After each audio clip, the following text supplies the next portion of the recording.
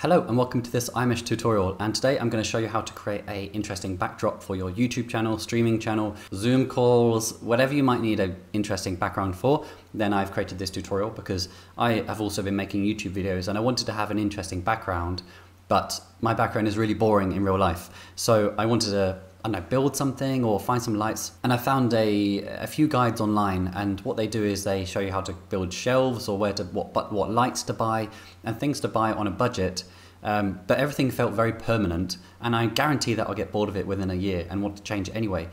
And if I wanted to have like my logo, for example, like in the corner over here, I would have had to have got that 3D printed, and I don't have a 3D printer, or go to a neon light specialist to create it if I want to have it light up. Like, these all things, they start adding up and they're harder to change. And if your background is super boring anyway, it's quite hard to actually make it more interesting. So I thought, man, I'm a freaking 3D artist. I can just do it whatever I want. So that is what I've done. And I thought that it might be interesting for other people to know how I did it, to see how they can do it themselves as well. If people are coming to this video and they've never heard of iMeshh or 3D, then I will be using a free 3D program called Blender. And you'll need to know where the basic tools are and the basic navigation around the 3D program. But there is a very good tutorial by Blender Guru. G'day! If you are new to Blender, and I recommend you just watch a couple of his videos, and it will take like 1 or 2 hours and you'll be up to the level which you need to be able to work on this tutorial. Because this one's going to be pretty basic. This room actually took me about an hour to build anyway. So what I'm going to do is I'm going to show you the key concepts and the things which I try to look out for when building this scene. But if you have any questions, then do ask in the comments and I will try to answer everybody. But one benefit of this, which I found, is that I can animate the background, and it can be a looping background, and I can do whatever I want. So I've got some freaking balls falling down the stairs and I've got the lights changing. And if I want to do this in real life, of course the lights will be easy to change, but I can do so much more imaginative stuff if I wanted to. I could have clouds, I can make it rain inside if I want to. I can make I don't know, some chairs suddenly flip upside down. I can do whatever I want, and it's not something you can do in real life. So we'll be using assets from iMeshh, and that is using the iMeshh exclusive library, of course, because we are iMeshh exclusive, and that's $99 basically, and you get access to the entire library. And we release 30 new assets per month as well. So yeah, if you want to follow along exactly, then do for sure check out iMeshh. I've got the link in the description. But if you want to do it on a budget, the 3D program is free itself, and there are tons of free resources. There's also some free assets over at iMeshh as well, which can get you going as well. So, okay, so the first things that we want to do is actually remove everything. So what I first did was press A and press X and then press delete, and that will delete everything from the scene because we want to have a clean slate. So then you should have something that looks a bit like this. And then the next thing that we want to do is actually add the camera and the face. So I've got something that looks a bit like this, and I'll show you how I did this. So this is me in the camera. So if you go into the camera, you will then be able to see this, so that when you build the scene, you'll get an idea of where you'll be placed. Otherwise, you know, you could end up placing a nice item and find out later that you're actually covering that item. So I've added that basic cutout, and if I go to rendered preview, you'll see that's actually me in a very nice pose. So what I did there, how I got that in here, was actually I went to edit, preferences, and I went to add-ons and clicked on here and typed in images and turned on import images as planes. And this is a plugin which comes with Blender, so just make sure that is enabled. And then you go into the scene, press Shift A, and go to image and image as plane. And then what you can just do is click on me PNG. And all that this is a cutout of me from a photograph from your scene. So what you want to do is just turn on your camera, photograph yourself, go into Photoshop and just cut yourself out. If you can't cut yourself out for whatever reason, you don't have Photoshop or whatever, then that's also fine, because all I did was just go into here, press over here, go edit mode or tab, and press K, and then just cut around you. Oh, okay, that's really good. And then go to the bottom and press enter, and then go over to here or press 3 and click here and press X, and then click to delete the face. Then I'm going to go back to object mode. So then you have a nice cutout and it will work perfectly fine. So what I needed to do then was make sure that it aligned to a camera. And to set up the camera, what I did was go and press Shift A and add a camera. and then go over to item and make sure that I've got it set to 90 degrees and 0, and I'll just set that to 0. So then we have this camera here. And then what I want to also do is make sure that this camera settings are similar to the settings which you have got on your camera right now. So what you want to do is click on the camera, go over to here and click on the camera settings, and then what you can see is the focal length. And you want to make sure that is set to the same as your camera. I think on this one I've got it set to 30.3. At the moment it's actually to 24, but that'll be fine. But make sure it's in a rough kind of area. Otherwise, if you've got a super long focal length, then that's going to look really strange because you're going to have a totally different perspective to the background. So just make sure your camera is selected, go to here and make sure that you have a good focal length. Then what you want to do is press G and Z and move it up however high you want it to be. So let's just say, just type in with the number pad 1.2 and move it up 1.2 meters. You can also see here on the transform on the item settings, you can change how high it is, but kind of find out how high your camera is in real life and the angle which it is facing, and try to replicate that as this camera setting. So maybe it's turned down a little bit, or maybe it's turned up or rotated. Right, so now we have the camera in roughly the right position, but we want to get this also up into the camera. So what I'm going to do is go to Edit, Preferences, and type in Copy Menu Attributes, and make sure that's turned on, because that's really helpful, because you click on the first item you want, then click on your camera, and then press Ctrl C, and then you can copy whatever you want. So you can copy the rotation, you can copy the location, and you can copy the scale, but none of those things are changed. So now we have this person in roughly the right position, and then what we want to do is just move it forwards with G and Y, or G and X, whichever way your camera is facing, and just move it roughly along that plane to make sure that it's going to be placed in the right place. Click onto the camera and press Ctrl and 0. Now we have the person. So let's just press S to scale it in and just put the person nicely where you think that you'll be placed. So now we have both of them together. So now what could be really helpful is if you want them to always move together, just press this one and then click on this one and do Ctrl P and parent to object. So now if we just click camera, these will always go together. So if you go into here and you find that your camera is slightly too high, just click on the camera and go to whatever position you want. And to move around, I'm just pressing G. So that is how I ended up with this here. The next thing that I wanted to do was actually add the room. And to do that, I simply just added a mesh and a cube. And then I brought this up to floor level, so make sure it's just at the floor level. And then I just brought up the ceilings and brought out the walls. And I just did it very rough because this wasn't going to be something completely scientifically correct. This is something I just wanted to have fun with and just play with it and mold it as I go. So now I have a room, and if I go to press Z, go to wireframe mode, and come back out of edit mode. Edit mode's over here, by the way. Click on this camera and do Ctrl 0. And now we're in this camera and we can kind of see how the room is going to be looking behind the camera. To get a better idea of how these things are going to start working, I want to always have this here, but I also want to then work on the scene at the same time. So I'm going to go over to this corner and you'll see this crosshairs appears on this side. So make sure you're on this corner and just click and hold and drag out and you have a new panel. If you want to remove a panel, you can click again where you just clicked it in this corner, click and drag, and you'll see an arrow appears. If you pull it over this side, you'll then remove that side. So I just want to open that. And now these are two independent sides. So what we can do here is then move this one around to how we want it to be, and we can kind of see how it will then look in this actual field of view. I'm just going to press N and T to just remove some panels over here. Right then, so now I have a basic room and I want to add something interesting. The first thing I actually did was just add a sofa, because I always find that sofas are a good way to get an idea of the size of the room and the scale of the room. And to do that, I went onto iMeshh and I downloaded a sofa. Well, I actually had the sofa because I made it.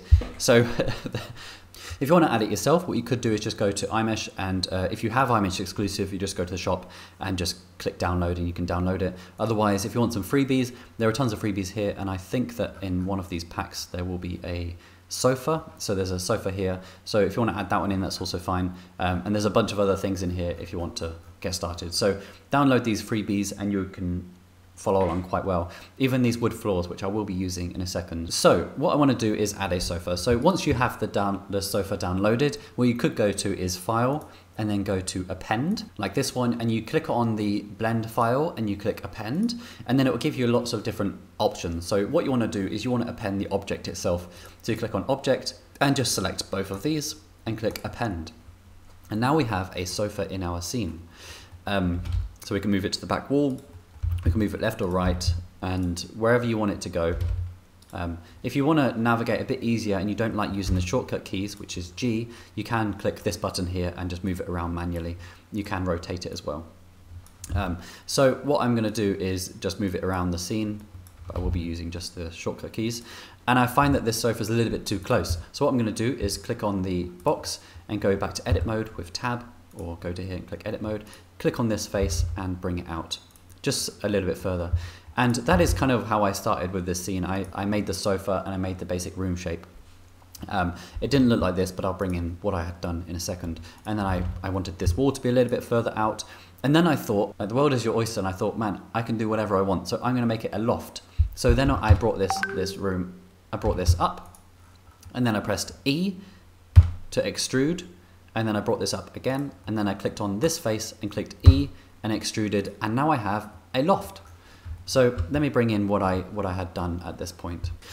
Right, so this is what I had here. So now I had a sofa in the corner, and I realized that they are now floating, but you can't tell that. So let's just make sure that, bring it down just so they're just kind of touching.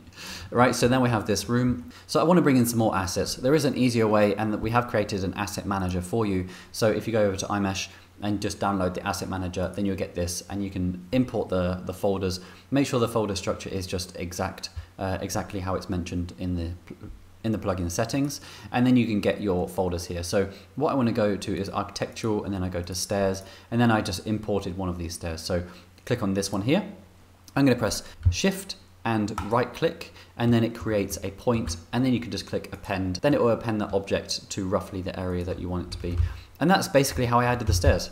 Now I wanted this object to go a bit further, and to edit is really simple. Just go to Object, Edit Mode, and just go to Wireframe, and then press 1, or go to Vertex Mode, and just select all of these vertexes here, and press, and you can go over here and press there and move this over here, or press G and X. You can move this over to where you want it to be. So I just moved it all the way over to the edge of the wall, and then I wanted some more railings. So I just clicked and dragged some railings. So you can press G and move these around, and you can press Shift D and press X, and then you'll move them along the X axis. So Shift D, X, and move them along the X axis. And that's basically how I made the back railings. So at this point I thought, okay, the room is starting to come together. I want to add some lights, because that is kind of going to be the most interesting part of the whole thing. So I'm going to go and add some lights, and what I did was I went to here and went to some lights, lighting and floor lights, and then I found one which I thought would look quite cool, and I clicked on these ones here, and they are by a brand called Floss, I believe, and they are very expensive. I can never afford them in real life, but I guess if I start adding them to my scenes, eventually I'll be inspired to buy them one day when I can afford it. So then I just added this here. Again, I clicked Shift and clicked, and then you can append, and you'll always append it to where you want it to be. So with this here, this is a nice light, and you can rotate it around where you want it to be. And I found the color of the light itself was white, but I didn't want it to be white. I wanted this to be a different color. So I'm going to go over to here to the Material tab, Material Properties, and click on this one, which is going to be the Emission Shader. There's only two shaders on this object. There's a black one, and then there's another one which will be for the light. So I'm going to click on here, go over to here and click on to Shader Editor, and then go over to here, and then I can change the color to be whatever I want it to be. So if I go to purple, go back to the 3D viewport, and then you can see it's purple. I can also go over to here and just use this drop down button here, which is probably a bit easier. So that is that. I can then set this to something like 4 to make it a bit brighter. And then we can see how this is going to look in the scene. So if I go over to this one, press Z and go to rendered preview, you can then see that the room is starting to get the color of the object. So that is kind of what I did at this point. I'm going to actually just copy in the objects up to this point. Right, so I added another object. I've also moved the stairs to make sure it's actually against the wall. And then we have a kind of an idea of how this scene is going to start looking. I found that adding the very big block items first, then start adding the lighting, and you can kind of get a good idea of the feeling for how the room is going to start looking. On this one, as this side is just going to be a preview, I'm just going to go over to here and click this button here. Then it hides all unnecessary items which are just part of the helper viewport items. So I'm going to turn that off. So then we can see what's going on. I found that these lights were not very powerful.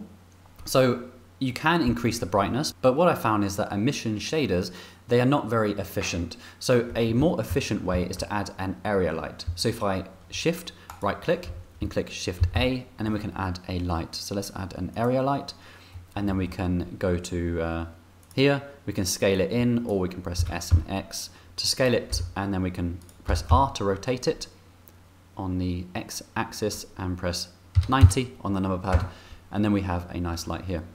And then you can press R and rotate it, and then just move it roughly into the place where you want it to be, so something like here. So now this is a much more efficient light, and what you can do here is then also change the color on this one, and you can see instantly that it makes the scene much brighter. You might find it as too bright, so what you can change here is the brightness setting. So let's change this to 2, and what I want to do is make sure that this is the same color as this light. So this one is a pinkish color, this one is a pinkish color, but it just basically helps push that light a bit more in a more efficient way. So what I've done now is I've added a light onto this one and an additional light onto this one just to help push the light of the scene. I then thought that in the background I also wanted some lights, and I also wanted some lights down the stairs. So I just basically did it the same way. So I went to the stairs, I shift clicked and pressed a Shift A and clicked area light, and then I made a little area light here. I pressed S and Y, scaled it on the X axis, on the Y axis, or you can also press scale and scale it in however you like, and just move it around like this. And then I basically just changed the value to be something low, like 2 or even 1, and then you can change the color to be maybe a bit more of an orange color. Then I went to the side by pressing 3 and go to the view that I want it to be. And what I'm going to do is I want to copy it, but I don't want to press Shift D, because Shift D makes a brand new copy. But what I want to do is press Alt D, because what that does is it makes an exact copy. So if I change the settings on this one to be 100, then the settings on the other one will also become 100. It would be this one here. So that's also 100 now. Set this back to 1. And then this one will also be 1 as well. So I'm going to bring this down to the step here. I can press Alt D. I basically did this all the way down the stairs till I had all the stairs finished.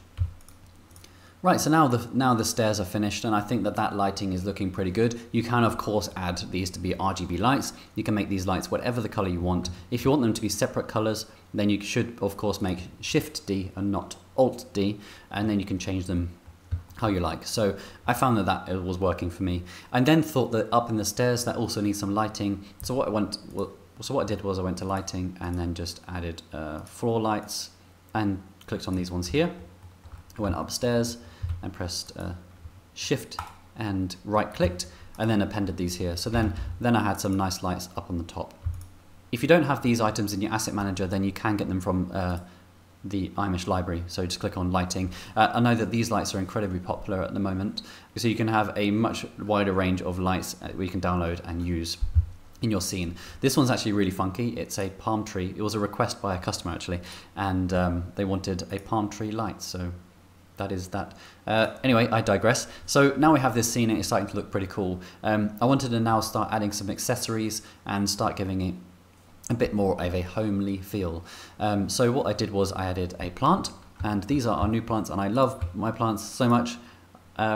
They took a long time to make, and I think these ones in particular turned out pretty good. So my favorite one is this yucca, and I'm just going to press append. I'm going to move this over here, because what I like about having this plant here is that if I go Control B and just click and drag, you can highlight this area, and it makes some really nice shadow against the wall because of the leaves.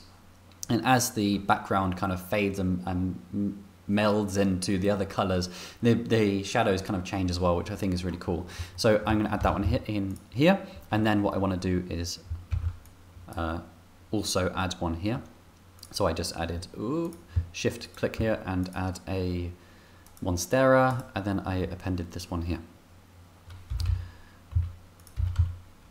So I hope that you can kind of get an idea of how quick and easy it is actually to make a backdrop for your YouTube channel. So I got this far and I thought, okay, that's cool. I want to add something a bit more interesting now. And that is where I come up with the corrugated metal background. And I actually saw that on a video, but I can't remember the name of it. And they added something similar, but it was in real life and they had to buy it. And I thought, well, it will take me 5 seconds to make in 3D. So what you do is you click where you want the object to go. Oh, I'm just going to turn this off because this is doing a rendered preview and that's going to be using your computer resources while it's doing it. So I'm just going to go back to solid view. And then I'm going to go over to here, press Shift A and add a mesh and a cube. I'm going to go into local view with this button, number pad, and then I'm going to go into edit mode with tab and press 1 for vertex mode. Select all of these and just press M, merge at center.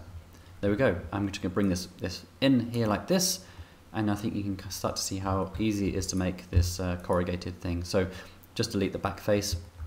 And then I'm going to press A and Shift D and X. I want this to move over here and I want it to snap to this corner. So what I'm going to do is go over to here, turn on snapping and make sure it's set to vertex. So now if I press G, you can see it trying to snap to these corners. So I'm going to move it over to this one. I'm going to press A, select everything, Shift D, and move this over here. Press A, Shift Z. Move this here and do it again. I'm going to press A, merge by distance, and then that merges all of these vertexes which you've just moved on top of each other. Now I can press Alt and click on the outside edge and press E and S. And now we have the kind of the connecting area for it.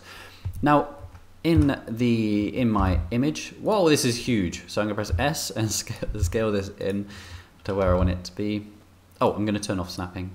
You can also press Shift and Tab. I'm going to bring this in like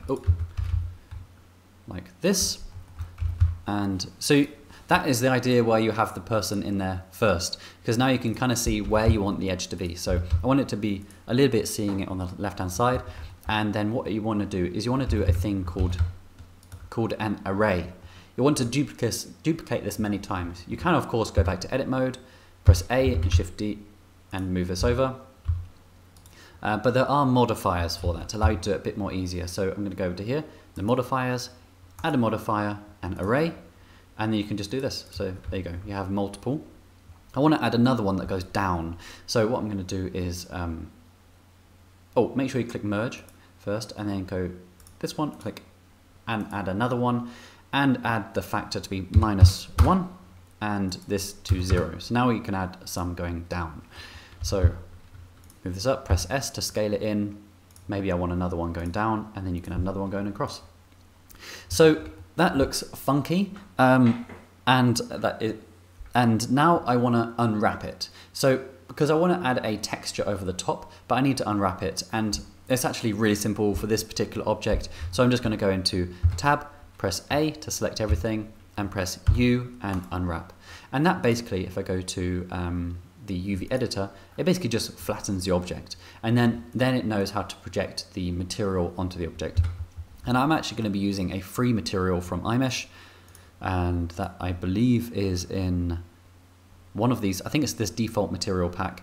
And if I go to here to materials and go to default materials, and I think I used metal chrome marked, and you click import material, and then if I go to rendered preview, you can then see that this has now picked up the material. So it's a marked chrome, and you see it's a little bit worn in the sides, which I think is quite fun. So that is what I did. I then liked what I did, so I pressed Shift D and moved it to where I want it to be, and then rotated it RZ on the Z axis -90 degrees, and then I moved this up against the wall where I want it to be.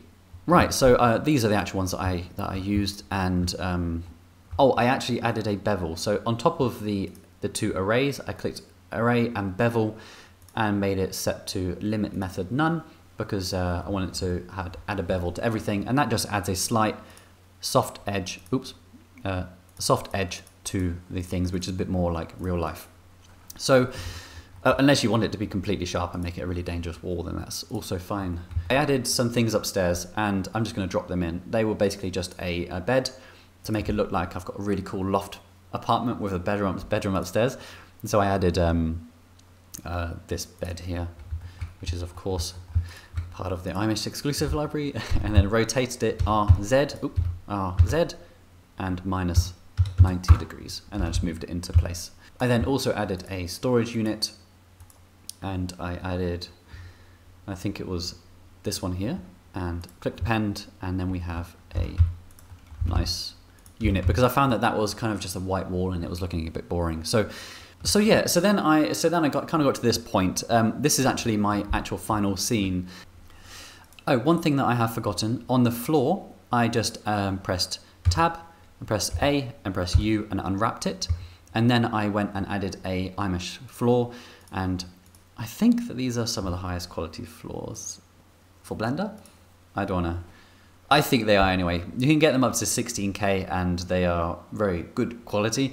And what I did was just find the wood that I wanted, and then I clicked import material, and then it created the wood material here. If you do go to shader editor, you can then adjust some settings. So if I actually just go to here and just go to render preview, if your viewport keeps lagging when you do it, just make sure you come off of this tab. And then it should work smooth. So you can adjust the contrast, you can make it super shiny, you can adjust the normal strength, you can also adjust the dirt amount and make it freaking dirty and change the style of the dirt. All sorts of things that you can do with this. So that is, oh, I've completely lost where it was now. But anyway, that's, where's my floor gone? Anyway, that's how I added the wood floor. Now for your logo. So I imagine if you are doing this, you might have a logo, or you might have something a bit more interesting that you want to have on the wall, but you don't know how the hell to model it. That's fine. You can just add an SVG. So if you go to File, Import, SVG, and then you double click on the SVG that you have, and you can see that it imports it to, I believe it's to the center. Yeah, roughly to the center of the grid. You can kind of see that in this particular one, every single one is a separate object. So what I'm going to do is I'm just going to select the ones that I want to attach together and press Control and J. So they are one piece, and then, oh, let's just make sure these are one piece as well. Oh, my screencast keys is off. Right, so I want to press B and Shift on deselect that one and press Control J. So now we have two objects here. And what I'm going to do is just go to local mode with a number pad like this, and then I can then adjust how I want it to look. So I'm going to go to this button here, and I can just then extrude it, give it some depth. So I think I just added a little bit of depth. If you hold down Shift, you can do it to a much more precise way. So I don't know, so like this, and just do the same for this one as well. And they look fine, but they want to probably be illuminated. So what I'm going to do is go to the Material tab, and then I want to make this have a nice color. So an easy way, just click Use Nodes and click on this one, Principal BSDF. I want it to be an emission shader because I want it to emit light. And then you just choose the color what you want. You can make this your brand colors, whatever you want it to be. So yeah, click on hex and you can add in the hex code there. So I just did the same for this one, but this one now has the exact same material. You see, this one's called SVG matte. If I was to change this one, it would also change this one as well. So what I'm going to do is click on this button here, new material, and it makes a new copy, and then I can just change this one independently. And now this one is green, but I want it to be blue, and this one is now white. So then you just press Shift, click, move them together, and press R, X, rotate that 90 degrees, and then we have that in your scene. And then that's basically what I did, and then I moved it over here. Ooh. And just scaled it up and stuff like this. You can see mine has a little bit of a beveled edge. So that's also really simple. Just go over here and just add a bevel. You can kind of see it does make the object a bit thicker, so you might want to use that a little bit lightly.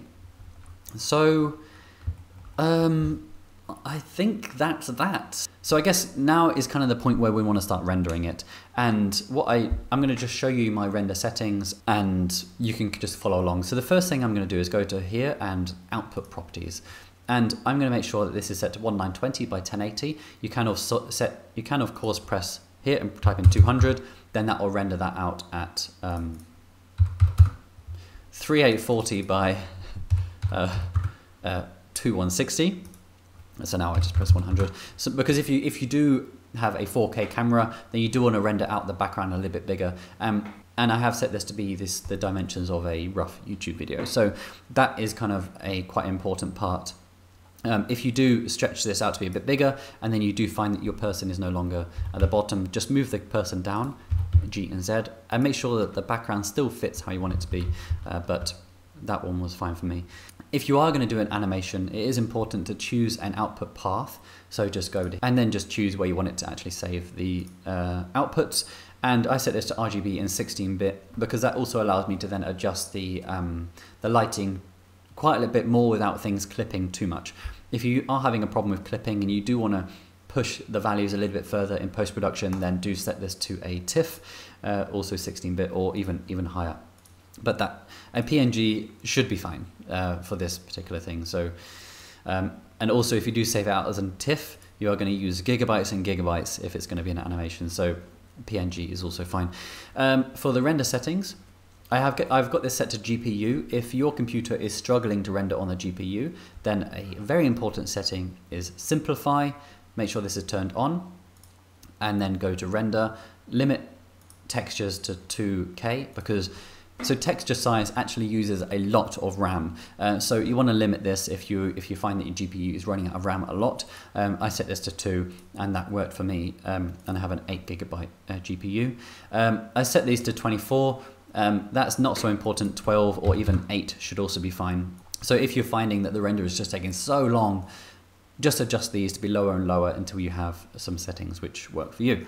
And then I had adaptive set to 0.001, and then I had the render to render out at 500 samples per frame. Right then, I didn't have these turned on, but what I did have was, if I drag this out, go over to here and go to compositor. So what you want to do is go over to this tab here and click on denoising data. And then what you'll get here is some separate things that appear. So what I'm going to do is just to plug in this one here, this one, and then this one into this one. Noisy image, I think that will also work fine. And then what you do then is just plug that into the output. And then what that does is it denoises with AI very accurately how the image would look in the final. So I actually have one, I've rendered out, I think. Right, so this is it. If I plug this into here like this, you can see that it's noisy, but if I plug this one in here, you'll see that it then cleans up and it's nice and smooth. So that's nice. I guess that's it. Then you hit F12, and then once it's rendered, you go to image and save. You can save that to where you want it to be, and then you have a nice, beautiful scene.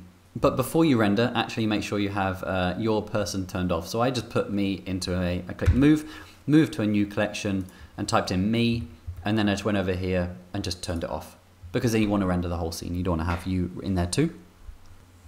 Right then, so if you have got to this point and you have a really cool funky scene, but you want to add some interesting stuff, adding some physics to it is a really fun way to do it. So I'm going to show you how I added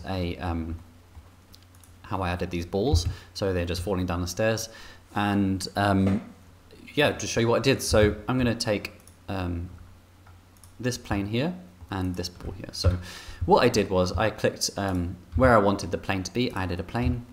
I scaled it in and moved it like this, and then I ended up with the plane. I then wanted to have a sphere, so I right-clicked and added a UV sphere. Right-clicked, did shade smooth. With this object selected, I will show you how I did this in a second, and I went over to here and just made sure that that was set to rigid body and set the collision set to sphere. With this one here, I then wanted to emit this sphere. So what I did was, actually, let me do another one to start fresh. Okay, and then I wanted to emit this. So go over to this tab here, which is the particle properties. I clicked on add, I then went down to render as object, and then I just click on this object. So now if I press play, you can see that it's throwing out tons and tons of objects, which is really fun. It does spew them out all in one go. So what I did do was I set it to 50. I set this to 50, so I only want 50 to fall out. and I want it to happen over the course of 1,000 frames, and the lifetime of each object is basically, if I press play, you can kind of see that they will start disappearing when they get so far. So you want this to be a bit longer, so I don't know, set this to 500, enough that they get off of the screen before they die, basically. So yeah, you can kind of see that they're bouncing on something, and that is the next part. What I did was, let's just delete this. I went over to the stairs, I went to edit mode, and I selected all the stairs, and I duplicated them. Control L, Shift D, press enter, and then P to separate. And then I had these on their own, which I then wanted to be the physics. You can, of course, make this whole object a physics object, but I was able to play with it a little bit more if I used this object itself. But I didn't want to see it in the render. This was just I just wanted to be able to bounce the object off of this. So I went to this button here, this one here, visibility, and I just turned off all of these.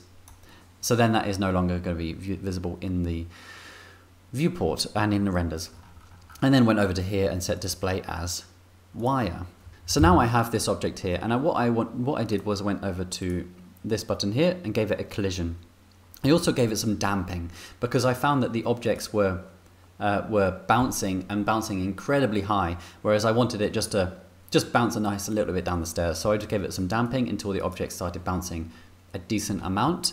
And I should probably look into this, but I found that the objects started bouncing through the stairs, so I just moved these up a little bit and then it was working fine. I think you can set the collision distance and things like this, but that worked for me. So anyway, that was that.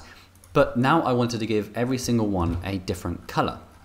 So if I go and select this sphere, also if you click this sphere, you can scale this to be the size that you like, and it will also scale these. So what I did was I wanted to give it a specific color. I went over to the default materials again, and I clicked on just a nice plastic material, which was this one here. I clicked import, and then it looked something like this. And then that was the material. So if I go to render preview, you can kind of see that it has some sort of texture to it, but it wasn't really so important. But I wanted to give every single one a separate color. So to do that, I just added an object info and clicked random and plugged that into a color ramp. And to make a color ramp like this, just do Shift A, S, color ramp. And then just set this to constant. And then you could just go over to here and just choose a color. This one can be this one, just press add to add another one. And just choose the colors that you like. And you basically do this until you have all the colors. And then you have something that looks like this.